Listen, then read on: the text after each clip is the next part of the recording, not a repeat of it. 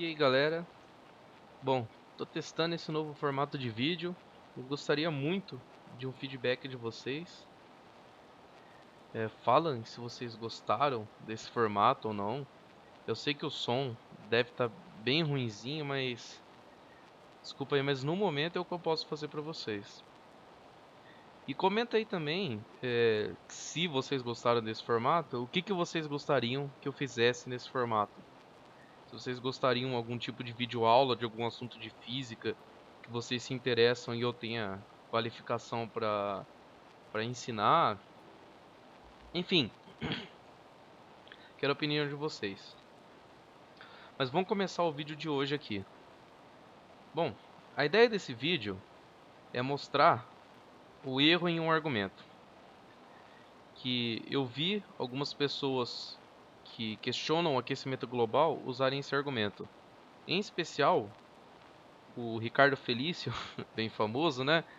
Eu vi ele usar algo parecido numa entrevista que ele deu ao Jô Soares, que também ficou muito famosa.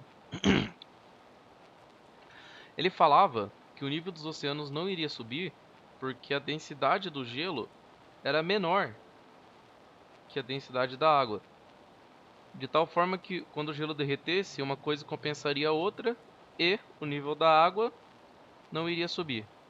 Bom, eu vou mostrar por que esse argumento está errado, mas aqui eu embuti um caráter um pouco técnico a essa contra-argumentação porque eu fiz a conta, tá?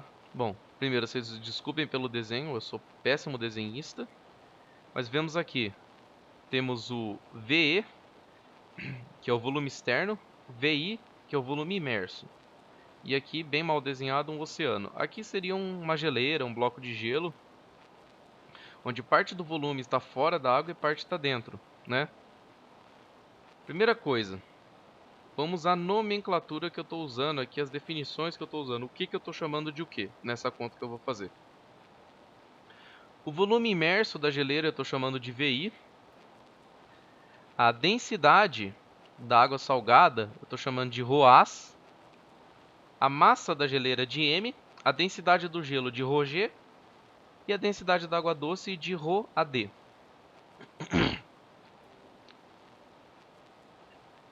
Primeira coisa, a gente vai aplicar a segunda lei de Newton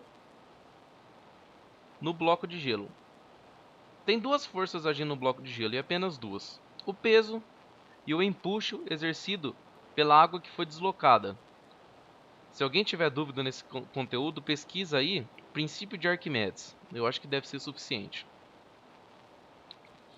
Bom, assumindo uma posição de equilíbrio, né? Ou seja, esse bloco de gelo não está acelerando nem para o centro da Terra e nem para escapar da Terra, né? A gente conclui que pela segunda lei de Newton, a soma das forças deve ser zero, o que é ensino médio, né? Aí eu só escrevi isso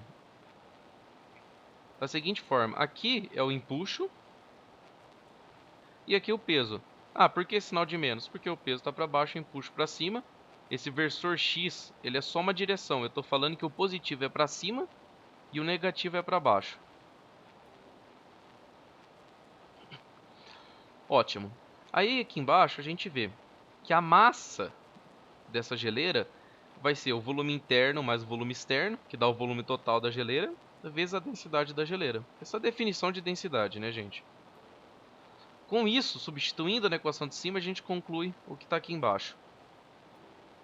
Até aí acompanharam? Beleza, vamos adiante. Simplificando essa expressão, temos essa equação que a gente chamou de 1, certo? Ó, quando falar a equação 1 é essa. Aqui a gente tem uma relação entre o volume externo e o volume imerso da geleira em relação às densidades da água salgada e do gelo. Ok? Adiante. Agora vamos supor que a geleira vai derreter completamente. Se a gente chamar de VO o volume do oceano, a gente vai ter o seguinte, que o novo volume do oceano vai ser o volume antigo menos o volume da geleira, a parte do volume da geleira que está imerso, mais o volume da geleira derretida. Ora, o volume da geleira derretida é óbvio, né? Porque a geleira derreteu, vai se transformar em água, isso vai subir, vai aumentar o volume da água. Mas por que esse menos VI? Pelo princípio de Arquimedes. O gelo que estava imerso, ele desloca a água em um igual volume. Então, quando esse gelo derrete, ele deveria diminuir esse volume do, do oceano, certo? Então, ele entra com um sinal de menos. Esse daqui a gente chama de equação 2.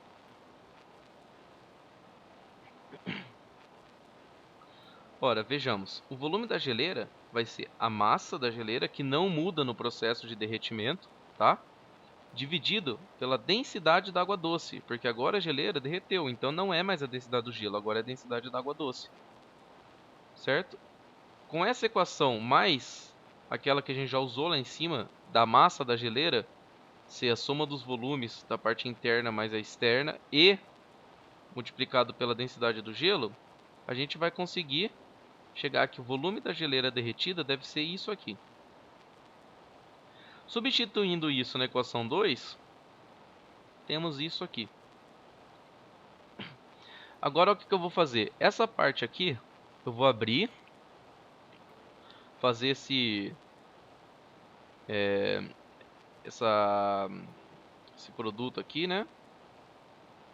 Vou fatorar aqui. Fatorar não, vou distribuir, desculpa. E eu vou passar esse V0 para lá com sinal de menos. Não é isso que eu estou fazendo, eu estou subtraindo os dois lados da equação de V0. Mas beleza, você entendeu.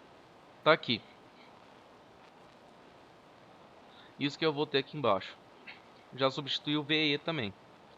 A gente encontrou lá em cima a equação 1. Já substitui ela aqui. Por isso que ficou esse troço feio. Só que aqui é o seguinte. Eu vou definir ΔV, variação de volume, como V menos V0. E esse lado aqui eu vou colocar o VI em evidência, porque todos os termos da soma têm VI. Então a gente fica com esse negócio aqui. Perceba que aqui e aqui são iguais, então eles cancelam. Então, simplificando, a gente tem, finalmente, a equação que a gente queria chegar. A variação do volume do oceano vai ser o volume interno da geleira que vai derreter, né? Vezes esse fator aqui, que só depende de duas coisas. Olha bem aqui, veja bem aqui. Depende da densidade da água salgada e da densidade da água doce. Só isso. Dados empíricos, a densidade da água salgada é 1,03 gramas por centímetro cúbico e da água doce é 1 grama por centímetro cúbico. Ah, mas você não pode usar por centímetro cúbico, tem que pôr no Sistema Internacional de Unidade. Mas galera, olha aqui, tá uma coisa dividida pela outra. Se eu for ajeitar as duas unidades, esse fator de conversão de unidade vai ter em cima e embaixo igual. Aí ambos serão simplificados. Então não faz sentido eu mudar de unidade. Não é necessário, na verdade. Vai ser uma conta à toa, né? Então, fazendo essa conta, substituindo aqui as duas densidades e fazendo a conta, você vai chegar que a variação do volume da água do oceano vai ser 0,03 vezes o volume imerso da geleira, ou 3% do volume imerso da geleira. Vamos interpretar esse resultado? É o seguinte: o volume interno, o volume imerso da geleira pode ser negativo? Não. 0,03 é negativo? Não. Produto de dois números reais positivos vai dar um número real positivo. Portanto, ΔV é maior do que zero e vai ser igual a zero no caso que VI, o volume imerso da geleira, for zero, que não é o caso que nós estamos lidando. Então, a variação do volume da geleira vai ser positiva, ou seja, o volume de água vai crescer. Não tem jeito. Esse modelo aqui, ele tem certas limitações. E eu vou explicar para vocês algumas coisas aqui, que eu coloquei na forma de observações. Primeira, o cálculo que eu fiz, ele ignora o gás que existe dentro das geleiras. Tem gás dentro das geleiras, né? Isso faria com que a densidade do gelo fosse um pouco menor. Eu coloquei menos aqui, foi errado, é menor, galera. Desculpa. Contudo, observe que colocamos uma densidade geral.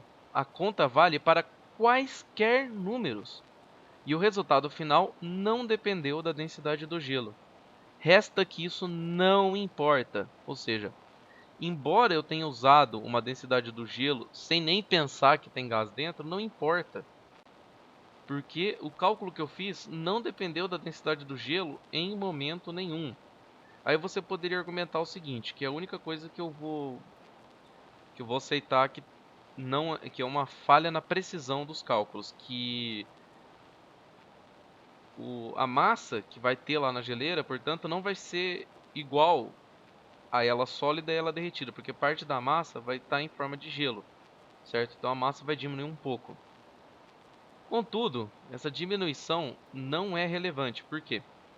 Porque no gás, as moléculas, né, elas estão muito mais agitadas do que em sólidos, né, e, portanto, tendem a ter uma, digamos assim, uma quantidade de matéria por volume muito menor. Então, a quantidade de massa que a gente está ignorando aqui, dessa forma de gás, ela é desprezível com relação à massa da própria geleira. Então, resta que, ainda assim, essa aproximação não é ruim. Ela não vai mudar bruscamente o nosso resultado. Outro detalhe, ó, segunda observação. O número, né, 0,03 vezes VI, não será sempre um número grande. Ou seja, essa contribuição não vai ser sempre relevante, né?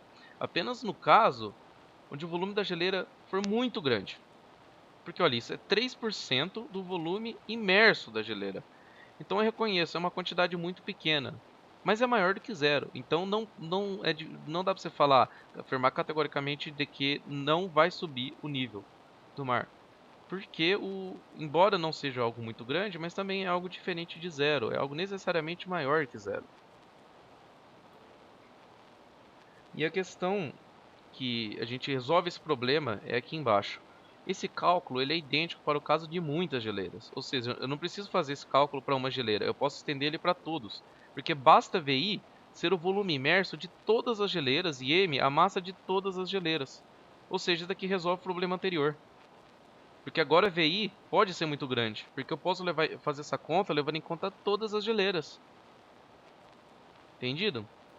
Quarta observação: desconsideramos as geleiras que estão sustentadas por rochas, que são muitas. Ou seja, a elevação do nível dos oceanos seria ainda maior. Essa informação, imagino que todo mundo já deve ter ouvido falar, que parte das geleiras, na verdade, não estão boiando como foi considerado no modelo, né? Na verdade, elas estão sendo apoiadas por rochas, né? Portanto, nessa conta deveria entrar uma força normal, que é o contato das geleiras com as rochas. E isso faria a força de empuxo ter uma contribuição menor, né? Não ser necessário tanta força de empuxo, não empurraria tanto, não deslocaria tanta água para empurrar a geleira, né? Isso faz com que o derretimento delas gere um aumento no volume ainda maior nos oceanos. Ou seja, o fato de eu não considerar isso, na verdade eu estou estimando por baixo e não por cima. Na verdade, o derretimento vai aumentar num volume maior do que esse daqui que eu calculei. Vai ser maior do que isso, né? No entanto, eu fiz um cálculo simples aqui para uma consideração mais fácil que eu acho que dá para todo mundo entender. Agora, eu acho que essa observação, a 5, é a mais importante. As pessoas em geral acham que isso não ocorre, que não ocorrerá, pois, ao fazer a conta, se esquecem de considerar que a densidade da água doce é diferente da densidade da água salgada. Para isso, veja a equação 3, né?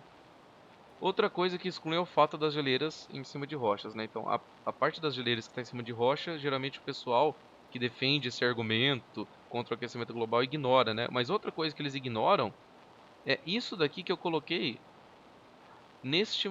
Peraí, deixa eu só achar neste momento aqui. A densidade da água salgada é um pouco maior que a densidade da água doce. Se fossem iguais, aqui em cima daria zero. Aí realmente o nível do mar não aumentaria.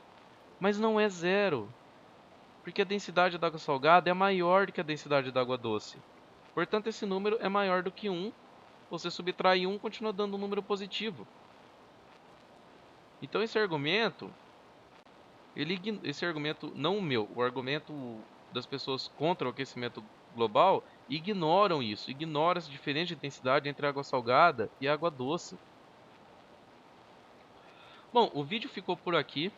Eu gostaria de uma avaliação de vocês acerca desse modelo de vídeo. Gostaria de um feedback. Eu espero que vocês tenham gostado. Quem não se inscreveu, por favor, se inscreva aí no canal. Deem like no vídeo, comenta, por favor. Preciso muito do feedback. Compartilhe se achar interessante.